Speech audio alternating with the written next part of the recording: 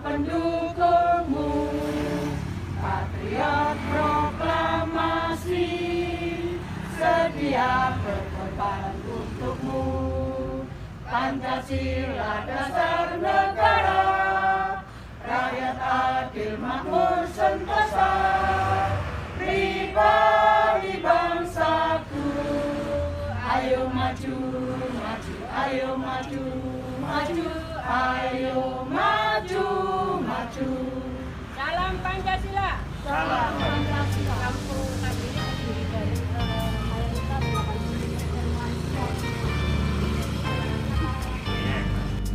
Kalau dari plastik bol, kalau dari karet sering pakunya lepas. Ada namanya karet, mana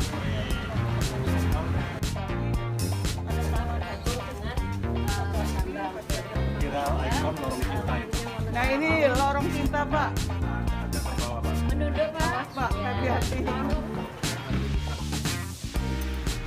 Merunduk Pak pelan-pelan. Ini Pak, ini lorong ini para lansia, tentunya banyak yang tingkat kesehatannya belum.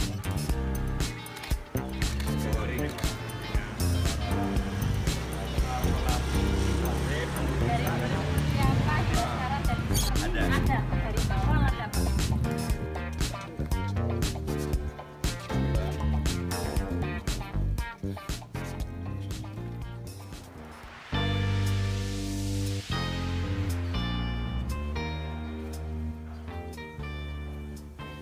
Di Rumah Prestasi Glintung Kukrin, suatu tempat pelatihan membangun kampung di Indonesia. Sudah banyak tamu yang berkunjung dari dalam dan luar negeri. Bangunan ini kita rancang ramah lingkungan. 60% air yang jatuh di bangunan ini semuanya masuk ke dalam tanah. Melalui biopori super jumbo dari kaleng cat yang 25 kilo, ada parit resapan. Air mengalir sambil meresap. Di jarak tertentu ada bak kontrol resapan. Jadi lajuran off air di perkotaan itu direm, sehingga suhu kota akan turun. Ini contoh parit resapan. Halamannya pakai paving heksagonal, jadi meresap, bukan paving semacam ini. Kemudian ada injection well, sumur injeksi karya Profesor Bisri. Air dari atas masuk paralon, masuk intake penangkap, ada pasirnya penyaring, kemudian masuk ke sumur.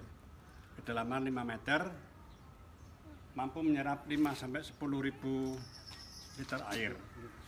Kemudian ada biopori injeksi, diameter 60, kedalaman 1 meter, kemudian di tengah-tengah kita bor lagi, sampai ketemu pasir. Di bawah pasir itulah CAT, cadangan air tanah. Maka air dari atas kalau ketemu pasir, campur dengan air di bawah bumi, itu akan banyak sekali air yang ini cocok untuk kawasan pantai. Jabodetabek, ya, Tangerang sudah saya pasang begitu, selama hujan berjam-jam air yang masuk terus. Dan buat mereka pengalaman baru tuh ya? Iya, saya pribadi gitu.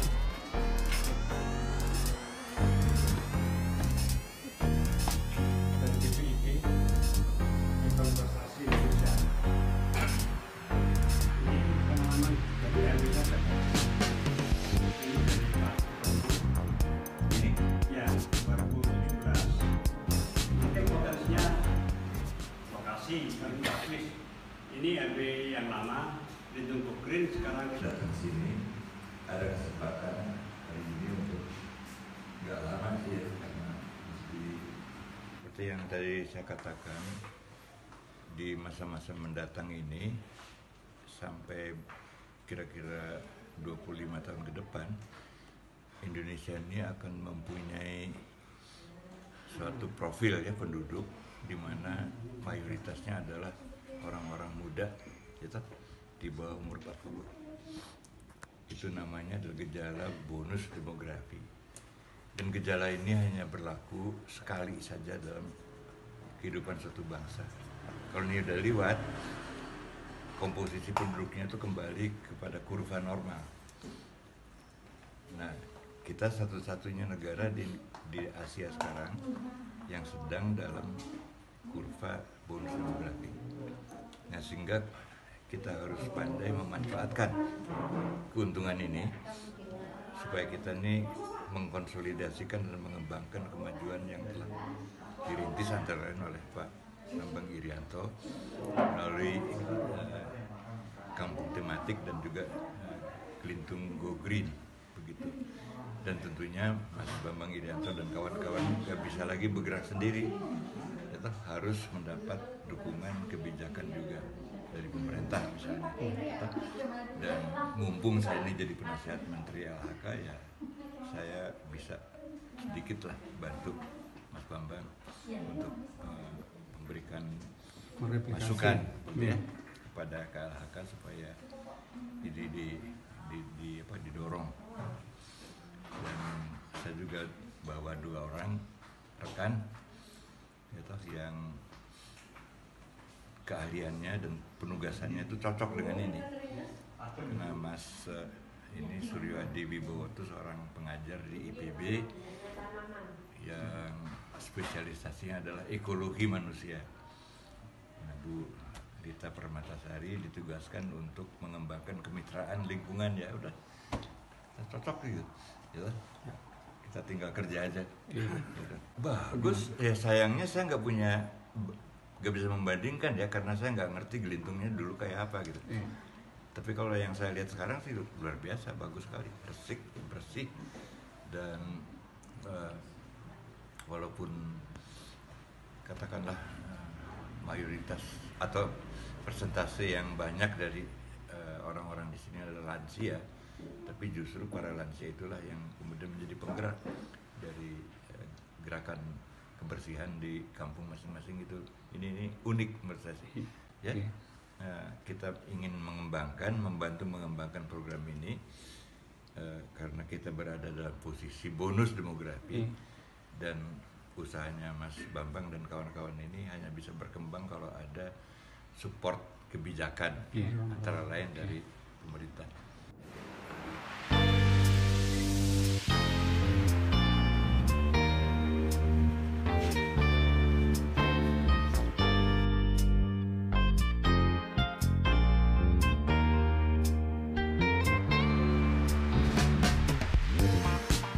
Sebenarnya kami sudah dalam sebuah grup WA ya, namanya Kampung Tematik Indonesia. Jadi tiap hari Pak Sarono juga melihat bagaimana saya dan teman-teman di seluruh Indonesia itu membangun kampungnya dengan prinsip kemandirian dan lain-lain. Nah ini pemerintah KLHK, kementerian itu merasa ya berterima kasih lah ya.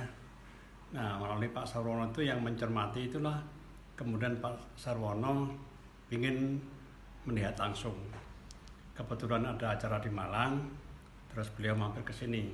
Semula dengan Bu Menteri, tapi Bu Menteri waktunya padat. Ada beberapa menteri yang ketemu di UB tadi, sehingga sementara Pak Sarwono dulu dan Pak Suryo itu juga ahli lingkungan.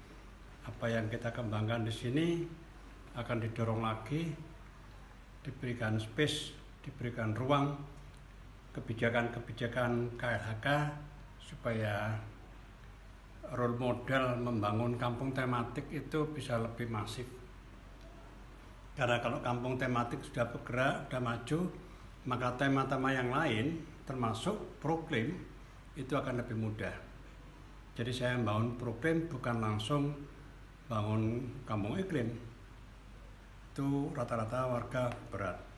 Tapi kalau saya bangun kampung tematik, indikator-indikator program bertahap kita insertkan, kita masukkan, warga kampung tidak terasa ternyata kampungnya sudah memenuhi indikator-indikator program. Itu strategi saya.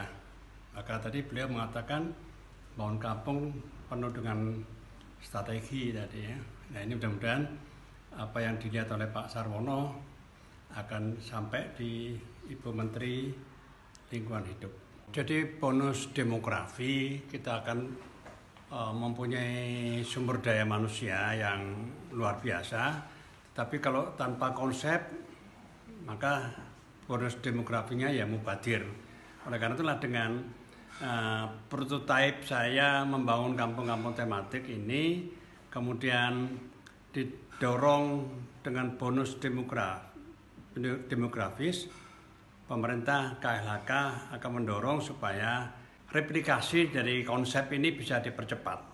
Ya, tentu harus dibutuhkan bambang-bambang baru di setiap daerah, bukan hanya saya. Ya, saya ingin mencetak bambang-bambang baru untuk membangun lingkungan di sekitar masing-masing. Itu bonus demografis. Pak, Membangun kampung tematik itu harus holistik.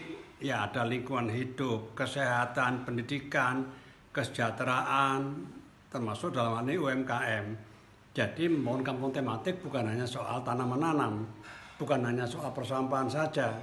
Bahwa itu ya penting pasti, tapi tidak cukup hanya itu. Maka seni budaya, pendidikan dan lain-lain harus disatukan di dalam sebuah konsep kampung tematik. Nah, kampung tematik yang berhasil itu kalau ada program apa saja tentang kampung, apakah itu kampung iklim, kota tanpa kumuh, kampung PHBS, urban farming, semua masuk ada di kampung tematik.